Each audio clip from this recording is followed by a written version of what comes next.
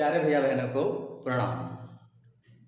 अभी तक आप लोगों ने पहला अध्याय गणित का उसके बारे में थोड़ी बहुत जानकारी ली है। आप लोगों ने अभी तक जो पहला चैप्टर है आप लोगों का, उसके अंतर्गत आपने प्राकृत संख्या, पूर्ण संख्या, पूर्णांक, परिमेय संख्या, अपरिमेय संख्या, इनके बारे में अध्ययन आप कर चुके हो। इसी से हम थोड़ा और आगे बढ़ते हैं। अब कुछ कथन के ऊपर हम विचार करने का प्रयास करते हैं। जैसे इसमें लिखे हुए कि निम्न कथनों में सत्य और असत्य बताइए। अब ये जो कथन मैंने आपके सामने लिखे हैं, इन कथनों में हमें बताना है कि कौन सा कथन सत्य है और कौन सा कथन असत्य है। अब इनकी हमें पहचान करना है। तो अभी तक आप लोगों ने जो प्राकृत संख्या है, पूर्ण संख्या है, पूर्णांक, परिमेय, अपरिमेय, इनके बारे में जो अध्ययन किया है उसका बेसिक नॉलेज आपको रखना है। तो ये चीज आसानी से आप सॉल्व कर लोगे, आसानी से हमें समझ में आ सकती है। फर्स्ट पहला लिखा है जैसे इसमें प्रत्येक प्राकृत संख्या एक पूर्ण संख्या होती है। ध्यान से समझना क्या लिखा है। प्रत्येक प्राकृत संख्या एक पूर्ण संख्या होती है। अब ये ट्रू या फॉल्स, सत्य या असत्य, तो उसके लिए यहां अपन थोड़ा सा समझने का प्रयास करते हैं। जैसे इसमें क्या कह रहा है कि प्रत्येक प्राकृत संख्या, यानी कि जो भी प्राकृत संख्या है वो क्या होती है, एक पूर्ण संख्या होती है। तो उसके लिए आप थोड़ा समझने का कोशिश करना। जैसे ये लिखता हूं मैं प्राकृत संख्या। अब आपको पता है कि प्राकृत संख्या कहां से शुरू होती है और कहां तक जाती है। तो हमें ये जानते हैं कि प्राकृत संख्या 1, 2, 3 यानी कि 1 2 स्टार्ट होती है और कहां तक जाती है, वो अनंत तक, इन्फिनिटी तक जाती है। ठीक, तो ये क्या होती है आपकी प्राकृत संख्या है जो आपके इन्फिनिटी अनंत तक चलती रहती है। सभी क्या होती है, नेचुरल नंबर होते हैं, प्राकृत संख्या होती है। एक और आपने पढ़ा है पूर्ण संख्या।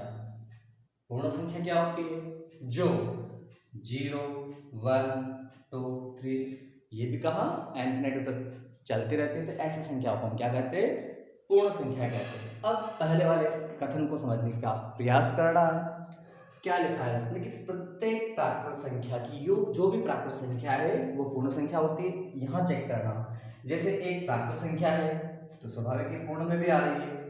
2 प्राकृत है, पूर्ण में भी आ रही है। 3 प्राकृत है, पूर्ण में भी आ रही है। ऐसे आगे 4 तो ये पूर्ण में भी आएगी। यानी कि जो आपको कथन कह रहा है कि प्रत्येक प्राकृत संख्या पूर्ण संख्या होती है, तो यहाँ ये सत्य है। क्योंकि हम यहाँ सोल्व करके देखते हैं तो प्राकृत संख्या, प्रत्येक प्राकृत संख्या 1 2 3 4 जो इन्फिनिटी तक चलती रहती है, और पूर्ण संख्या 0 1 2 3 4 5 ये भी इन्फिनिटी तक चलती रहती है। तो यहाँ हम चेक करते हैं तो एक प्राकृत संख्या है तो पूर्ण में भी है, एक 2 प्राकृत है तो पूर्ण में भी है। यानी कि एवरेज नेचुरल नंबर जो प्रत्येक प्राकृत संख्या होती है वो हमेशा क्या होती है, पूर्ण संख्या होती है। क्योंकि प्राकृत पूर्ण के अंतर्गत विद्यमान होती है। इसलिए पहला आपके क्या आएगा, सत्य। क्या आएगा पहला कथन आपके, सत्य। ठीक, कि प्रत्येक प्राकृत संख्या एक पूर्ण संख्या होती है। प्राकृत संख्या हमने लिखी है, पूर्ण भी लिखी है। एक प्राकृत है तो पूर्ण में भी है, 2 प्राकृत है तो पूर्ण में भी, 3 प्राकृत है उसमें भी है। यानी कि प्रत्येक प्राकृत संख्या पूर्ण संख्या होती है। ये आपका पहला कंप्लीट होता है। फिर दूसरा आ रहा है इसमें प्रत्येक पूर्णांक एक पूर्ण संख्या होती है। समझने की कोशिश करना। अब मैं यहाँ पूर्णांक के बारे में लिखता हूं। जैसे पूर्णांक क्या होते हैं, अब पूर्णांक तो नेगेटिव भी होते हैं, 0 भी होता है और पॉजिटिव भी होते हैं। यानी कि जितने भी नेगेटिव नंबर्स जैसे -1, -2, -3, 0, 1, 2, 3 ये सभी क्या है, पूर्णांक है। अब यहाँ क्या कह रहा है कि प्रत्येक पूर्णांक एक पूर्ण संख्या होती है।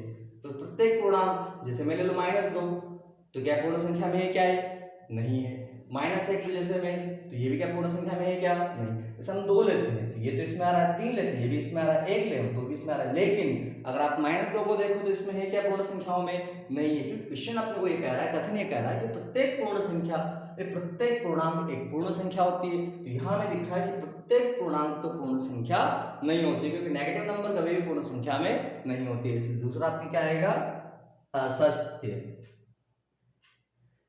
ठीक, समझने की कोशिश करना है ना कि कह रहा है वो प्रत्येक पूर्णांक एक पूर्ण संख्या होती है। तो पूर्णांक में अपन देखते हैं -1 होता है, -2 पे -3 होता है, नेगेटिव इंटीजर्स होते हैं, ये पॉजिटिव इंटीजर्स होते हैं। तो नेगेटिव जो इंटीजर्स है आपका ऋणात्मक पूर्णांक है वो पूर्ण संख्याओं में नहीं होता है, इसलिए क्या आएगा आपका दूसरा वाला असत्य। तीसरे पे आते हैं। तीसरा कह रहा है प्रत्येक परिमेय संख्या एक पूर्ण संख्या होती है। क्या कह रहा है वो, प्रत्येक परिमेय संख्या एक पूर्ण संख्या होती है। जैसे मैं लिखूं परिमेय संख्या, जैसे 3/4 ये एक परिमेय संख्या है। प्रत्येक परिमेय संख्या एक पूर्ण संख्या होती है। देखो 3/4 क्या इसमें आता है क्या पूर्ण संख्याओं में, नहीं। जैसे एक और मैं लिख दूं 5/3, ये भी परिमेय संख्या है, लेकिन पूर्ण संख्याओं में है क्या, नहीं है। यानी कि प्रत्येक परिमेय संख्या पूर्ण संख्या नहीं होती है, तो ये भी क्या आएगा, असत्य।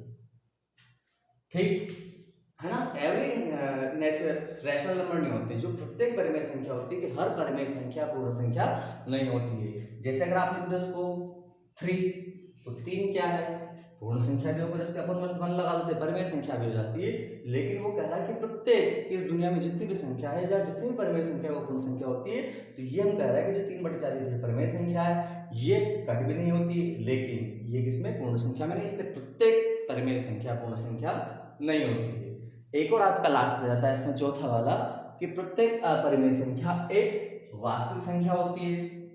तो हम लोगों ने एक वास्तविक संख्या के बारे में आपने अध्ययन किया था कि जितनी भी परिमेय संख्या और अपरिमेय संख्या है वो सभी वास्तविक संख्याओं के अंतर्गत आती है। तो यहाँ ये कह रहा है कि प्रत्येक अपरिमेय संख्या एक वास्तविक संख्या होती है, तो स्वाभाविक है तो सत्य आएगा, क्योंकि वास्तविक संख्याओं के अंतर्गत तो परिमेय संख्या भी आती है तो अपरिमेय संख्या भी आती है, यानी कि ये क्या आएगा आपके सत्य। ठीक, तो 4 कथनों के ऊपर हमने विचार किया था जो आपके पूर्व ज्ञान से संबंधित था। तो इन कथनों को आप और समझने का प्रयास कीजिए, इन्हें अपने फेयर कॉपी में नोट कीजिए, एग्जाम की दृष्टि से महत्वपूर्ण है। 1 नंबर का एक ऑब्जेक्टिव आपके 9th क्लास में से हमेशा आता रहता है, तो आप इनको और सीखने की कोशिश कीजिए। हम एक और नए टॉपिक के साथ में फिर आपसे मिलते हैं।